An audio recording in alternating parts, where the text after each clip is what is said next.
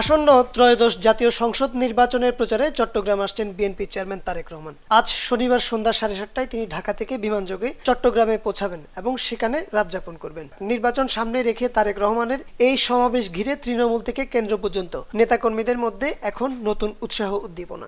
আজ শনিবার সকালে বিএনপির নির্বাচন পরিচালনা কমিটির মুখপাত্র ও দলটির চেয়ারম্যানের উপদেষ্টা মাহাদি আমিন এই তথ্য জানান। তিনি বলেন, আগামীকাল রবিবার সকাল 9:30টায় তিনি চট্টগ্রামের একটি হোটেলে বিশ্ববিদ্যালয়ের 300 শিক্ষার্থীর সঙ্গে ইউথ পলিসি টকে অংশ নেবেন। আলোচনায় শিক্ষা, কর্মসংস্থান, কৃষি ও নারীর ক্ষমতায়ন সহ বিএনপির নীতি নিয়ে মত বিনিময় করবেন। এরপর সকাল 11:30টায় তারেক রহমান চট্টগ্রাম পোলো গ্রাউন্ড নির্বাচনী সমাবেশে বক্তব্য রাখবেন। এরপর বিকাল 5:30 কুমিল্লা জেলার 14 হাই স্কুল মাঠে আরেকটি জনসভায় তারেক রহমান অংশ নেওয়ার কথা রয়েছে। কুমিল্লায় আরো 2টি জনসভা করবেন তিনি। এর একটি সন্ধ্যা 7টায় অনুষ্ঠিত হবে সোয়াগাজী ডিগবাজির মাঠে, অন্যটি সন্ধ্যা 7:30 দাউদকান্দি কেন্দ্রীয় ঈদগাহ মাঠে। কুমিল্লা থেকে ঢাকায় ফেরার পথে নারায়ণগঞ্জে এসে একটি জনসভায় যোগ দেবেন বিএনপি চেয়ারম্যান। এই জনসভা রাত 11:30টায় কাঁচপুর বালুর মাঠে অনুষ্ঠিত হওয়ার কথা রয়েছে।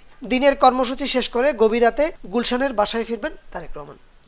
নিউজ ডেস্ক, দৈনিক পূর্বকন।